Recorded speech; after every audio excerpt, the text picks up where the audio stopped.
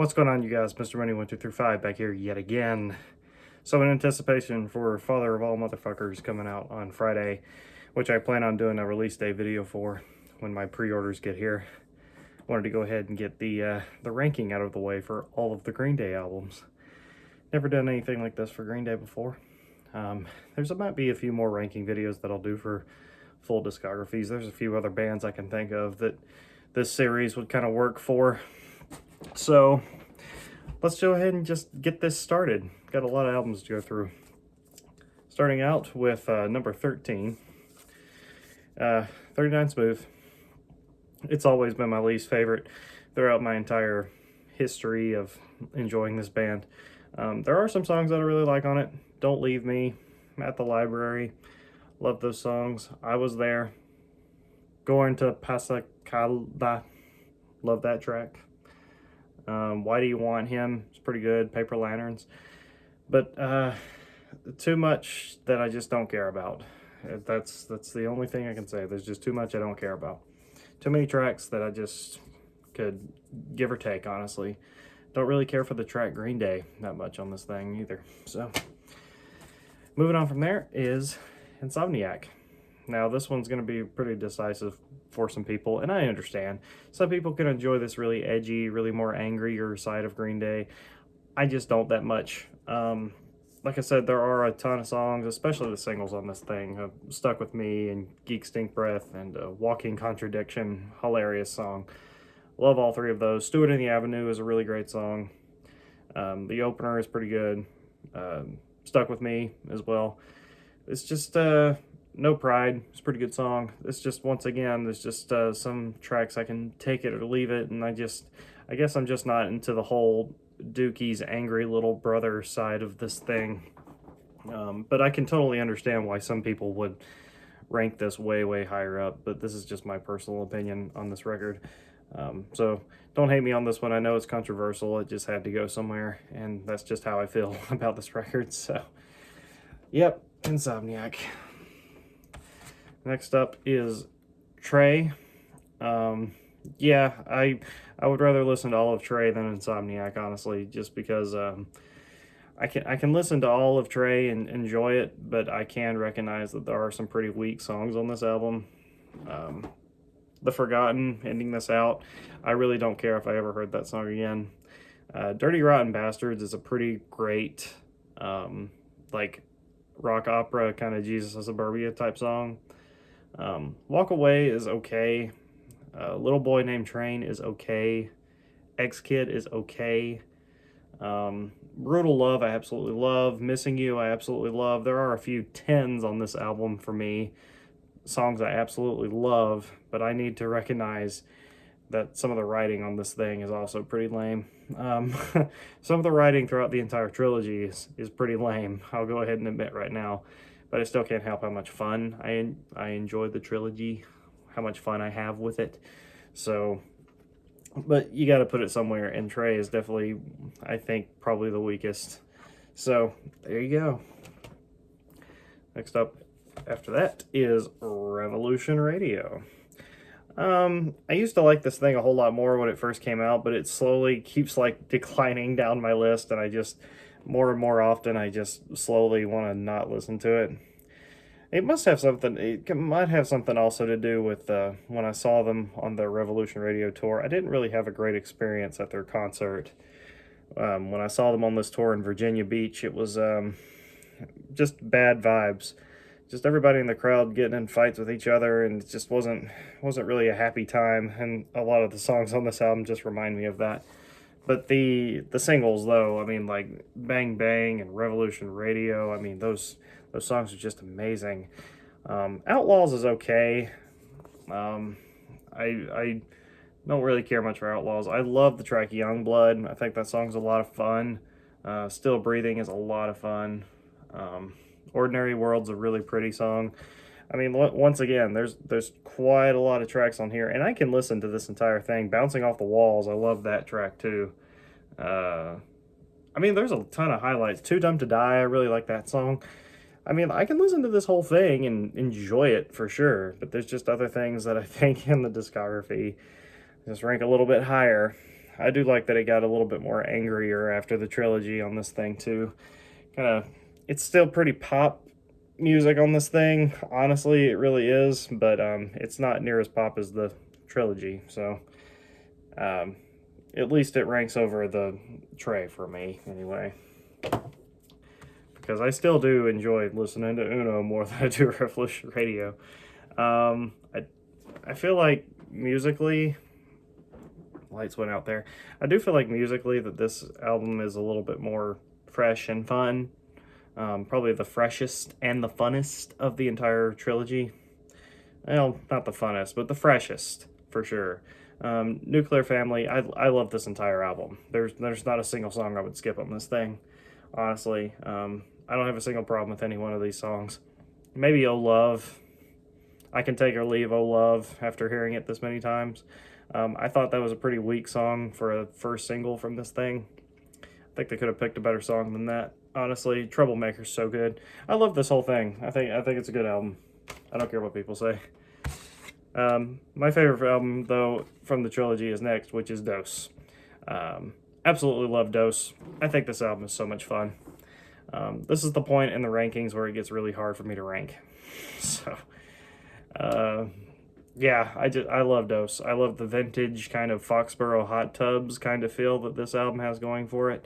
And I just think it's a ton of fun. I love Dose. I love every track on this album. Makeout Party is freaking sick. Love that track. Stop When the Red Lights Flash. Just love the energy of this whole album. It's power pop to the max. I know that the writing is crap. Okay, I understand that. I know that the songwriting is not that good. I really like the song Nightlife. I don't understand. Green Day fans need to get over it. They're going to do some different sounding shit, okay? Nightlife is a great song. I don't care what people say. Wow, That's Loud. I love the track Amy ending out this thing. Kind of has this nostalgic kind of vinyl feel to it, even though it's about a, pop singer that passed away a long time ago. And it's very, very sad. It's a great song. Great song. I love this album.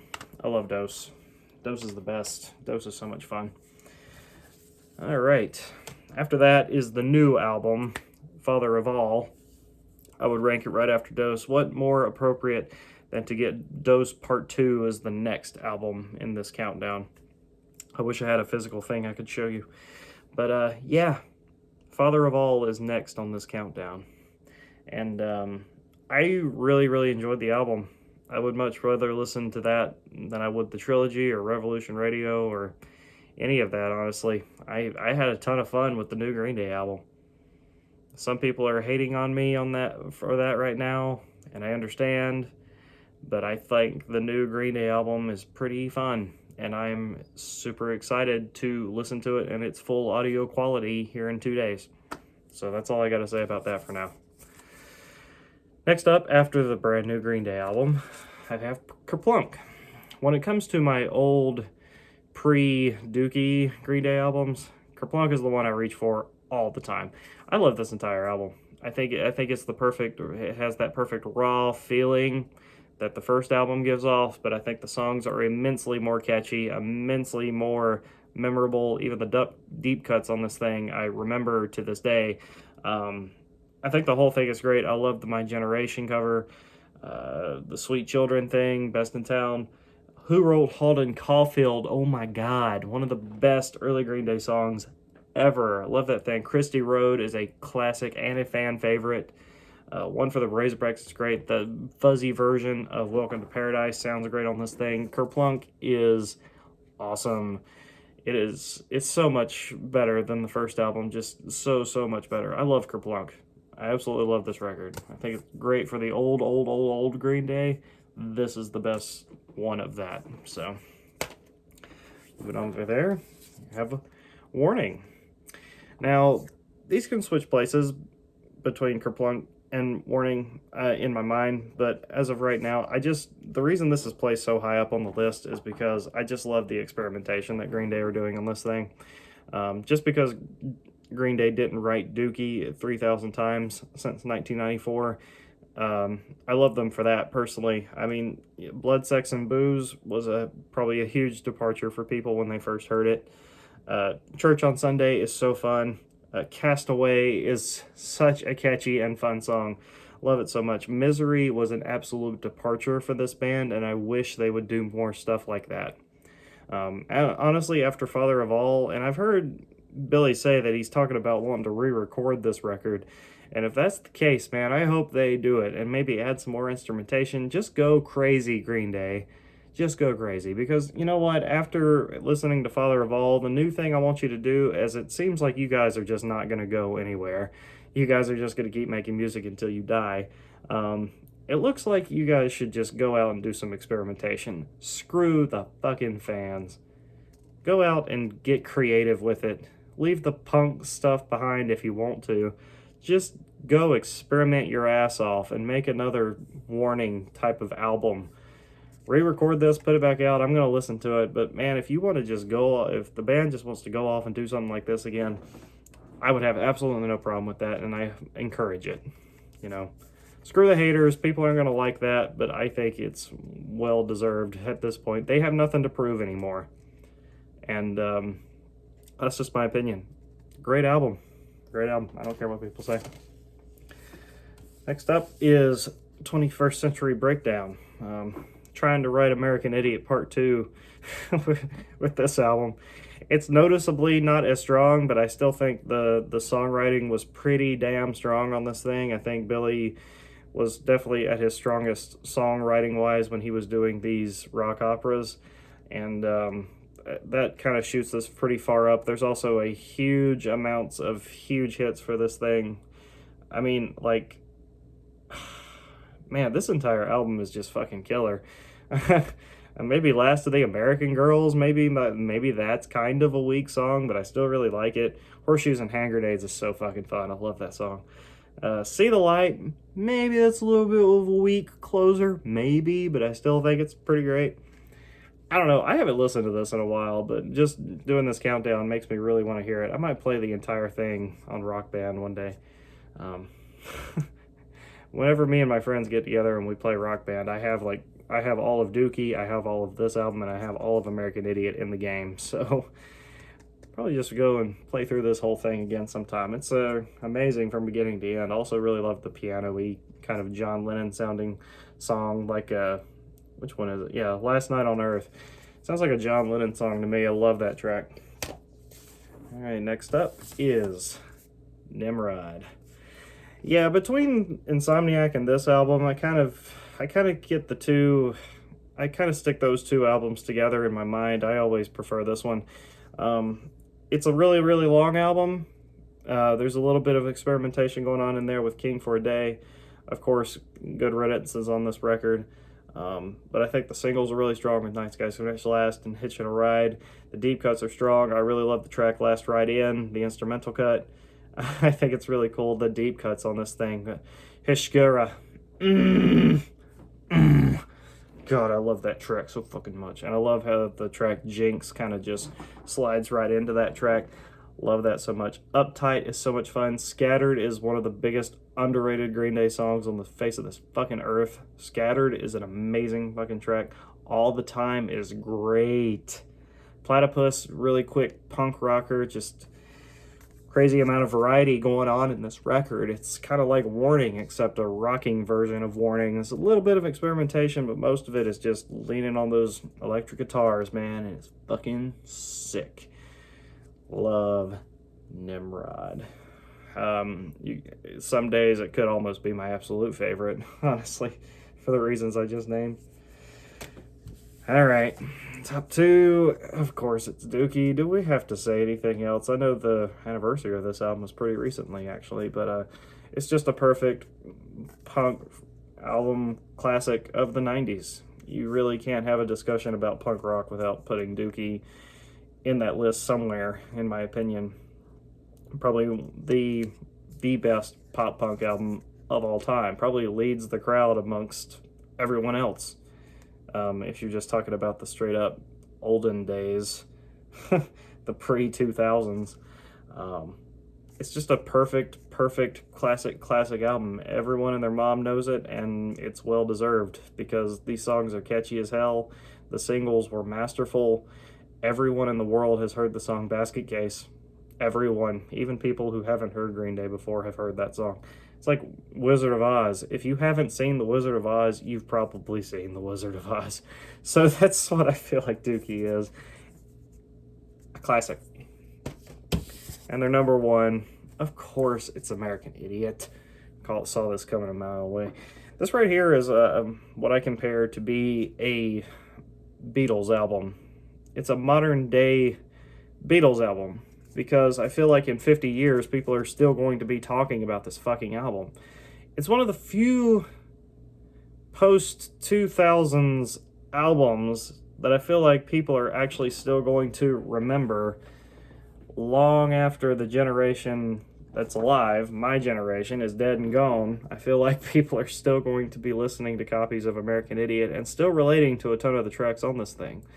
It's the songs are masterfully written. The pace of the album is perfect. The song lengths and I guess the flow of the album is absolutely perfect. The track listing is perfect. The order of the songs, the songwriting, the story, the process.